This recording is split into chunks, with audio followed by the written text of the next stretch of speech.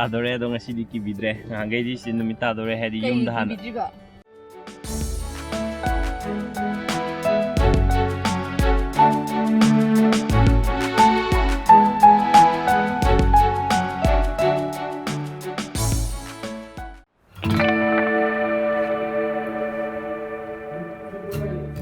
sina abnauna pirapa adagi sina harambemna myam ngasi Sunday ne asi video ji Sunday so ai exam center amada invigilator oina tabagi ai video edit tawbagi ka amtang mai dore ngarang dang number video ngasi ji nammi video ji ge thar thengna upload tawai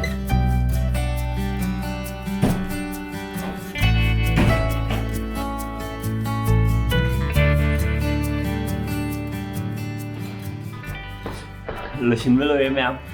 Salugi aduga ngasi exam ju thabigedaba ichil now sing all the best soidina mai pakko obiu aduga makhata video de camera puroi aduna hore nungdang dekei tawbo myam soidina myam share tawjerke myam support tawbirapagi damakta thank you so much salugi hello myam ado asi Sunday se ai better half ki ju study thaba aduga ai ju exam je half an hour khatang oebo ba mo exam je ado exam ni details sing de ki so hire ge ado study ji loire matam mo exam loire ga ai yum yorobni na ji koi chau chen hai mafam ni kai no khangri chatlaga myam hapa ge ado pd paibem noi mo n gi product se n gi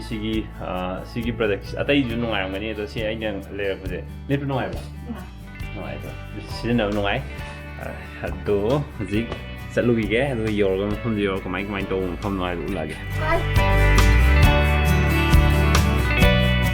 ma'am मुझे चतरे अदो मफम दो जी खंग्री दो ma'am ने high better half the camera पाएगा number लो आयो दो मोन जी camera पीर नहीं दो सरो की लंबी मैम जे टाइम लैप्स हो नंबर कदम था जे चलोगी के मफम दो योरकांदा ma'am पुन्ना खंगमिनर ji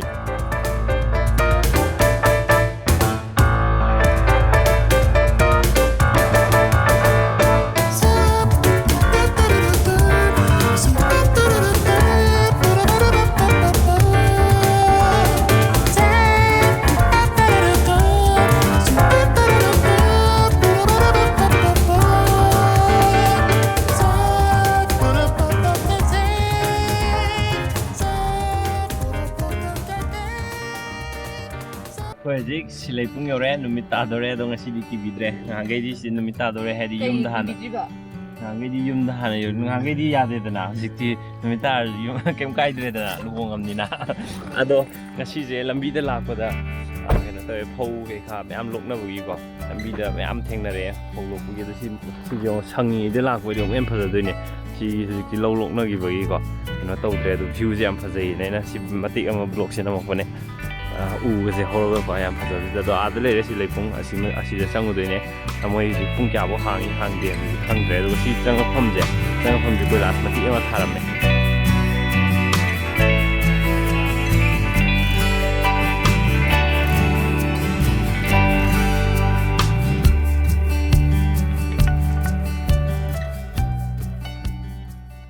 Fullest se phajana tharame mati ama Fullest thadabadi yawe ado hanadi si Fullest am tharamdanne ado ji keno Fullest yam phajana thare diki aduga sigi changakpo ji dago si leipung yokdringi da moi Sunday gumba Saturday gumba suti numit theida moi gi lekai gi club na moi chokha thorangi ni na ko lupa kun ticket loe gari changmogi ko aduga si lambi ji phajana sin na le si thabak season na bane na ticket ka ko Yo rest is the silai pung thare si dago teng man ma ji da changbom da khilane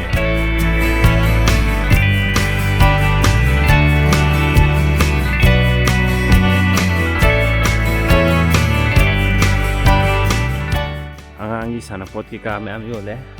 sida ju structure makhan sidi angang puro ga lak yam nuai ga dom pham ne angangi sana bom gi type yam leiba ko si ji ba pai liba si hana le yam de da ai ya si de yo na charo ke achapot le yo na me am hare ada idi sim pham ji de yo na charo ni sida moi fast food le aro ngasi di sim fast food ki item kha saninge sai moi exam center da taw do ba yam ko ina lephal la thame bo aduna ꯂꯦꯞꯄꯒ class ꯃꯅꯨꯡꯗꯨꯗ ꯑꯗꯨꯝ ꯀꯣꯏꯁꯪ ꯁꯪꯉ ꯂꯩꯕꯅꯤꯅ ꯌꯥꯝ ꯋꯥꯕ ꯑꯗꯨ ꯁꯤ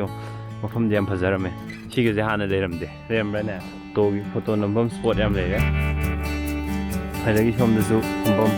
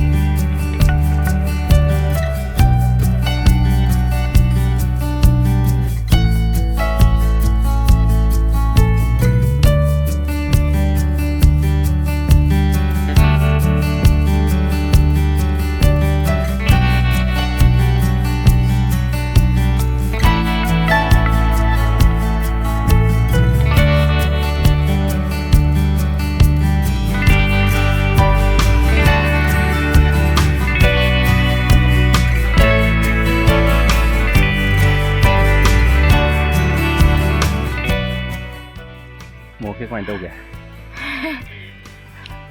ꯁꯦ ꯃꯣꯔꯣꯛ ꯁꯥꯅꯤꯡꯉꯦꯅ ꯁꯤ ꯊꯣꯏꯒꯤ ꯂꯧꯔ ꯆꯥꯕ ꯀꯥꯝꯅꯦꯕ ꯍꯥꯎꯗꯤ ꯌꯥꯝ ꯍꯥꯎꯋꯦ ꯑꯗꯨꯕꯨ ꯍꯧꯖꯤꯛ ꯃꯣꯔꯣꯛ ꯁꯥꯕ ꯂꯣꯏꯔꯦ ꯏꯁꯤꯡ ꯕꯣꯇꯜ ꯑꯃꯁꯨ ꯑꯣꯔꯗꯔ ꯇꯧꯔꯦ ꯃꯣꯔꯣꯛꯇꯤ ꯁꯥꯔꯦ ꯃꯦꯀ꯭ꯔꯣꯅꯤꯗꯤ ꯑꯗꯨꯝ ꯍꯥꯎꯋꯦꯕꯀꯣ ꯑꯗꯣ ꯌꯦꯟꯁꯦ ꯉꯁꯤꯁꯦ ꯈꯤꯇꯪ ꯕꯔꯟ ꯑꯣꯏꯕ ꯃꯥꯜꯂꯦ ꯃꯣꯏ ꯆꯤꯜꯂꯤꯁꯦ ꯑꯗꯨꯅ ꯈꯤꯇꯪ ꯃꯍꯥꯎ ꯋꯥꯠꯂꯦ ꯆꯤꯜꯂꯤꯗꯤ ꯑꯇꯩꯗꯤ ꯍꯥꯎꯋꯦ ꯑꯇꯩꯗꯤ ꯁꯤꯒ ꯆꯥ ꯑꯃ ꯐꯖꯅ ꯍꯥꯎꯔꯦ ꯆꯉꯥꯡꯗꯤ ꯈꯪꯗꯦ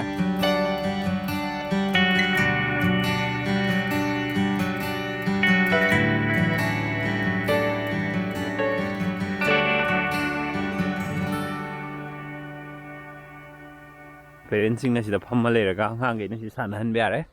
ꯑꯗꯩ ꯁꯤ ꯚ꯭ꯌꯨ ꯌꯥꯝ ꯐꯖꯔꯦ ꯁꯤꯗ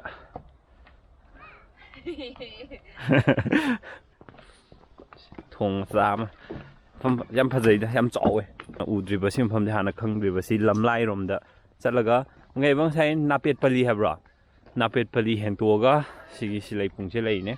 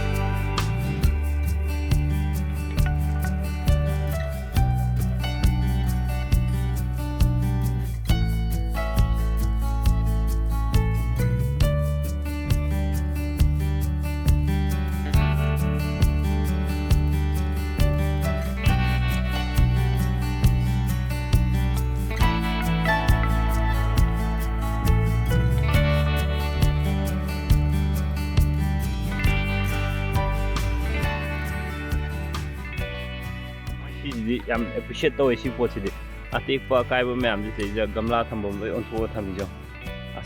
ꯁꯤꯒꯤ ꯏꯅꯤꯁꯤꯌꯦꯇꯤꯚꯁꯤꯗꯤ ꯊꯤ ꯐꯩ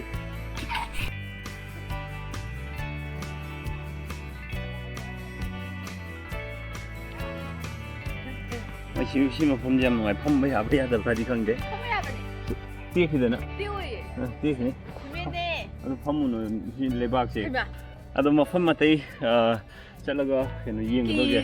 ꯀꯣꯏꯒꯗꯧꯁꯦ ꯁꯤꯁꯦ ꯃꯝꯁꯤꯜꯂꯛꯑꯦꯕꯀꯣ ꯑꯗꯨꯅ ꯃꯐꯝ ꯑꯇꯩꯁꯦ ꯑꯩꯈꯣꯏꯅ ꯊꯣꯛꯈꯤꯕꯗ ꯁꯨꯝ ꯅꯝꯃꯒꯦ ꯑꯗꯣ ꯚꯤꯗꯤꯑꯣꯁꯦ ꯃꯌꯥꯝ ꯃꯇꯥꯡꯁꯤꯗ ꯂꯣꯏꯁꯤꯟꯖꯔꯒꯦ ꯚꯤꯗꯤꯑꯣꯁꯦ ꯅꯨꯡꯉꯥꯏꯕꯤꯔꯒꯗꯤ ꯂꯥꯏꯛ ꯇꯧꯕꯤꯌꯨ ꯁꯕꯁꯀ꯭ꯔꯥꯏꯕ ꯇꯧꯕꯤꯌꯨ ꯑꯃꯁꯨꯡ ꯁꯦꯌꯔ ꯇꯧꯕꯤꯌꯨ ꯑꯗꯣ ꯁꯤꯁꯦ ꯍꯝꯕ ꯑꯩꯈꯣꯏꯅꯤ ꯑꯩꯈꯣꯏ ꯂꯨꯍꯣꯡꯕ ꯃꯇꯨꯡꯗ ꯑꯍꯥꯟꯕ ꯀꯣꯏꯕ ꯂꯥꯛꯄ ꯉꯁꯤ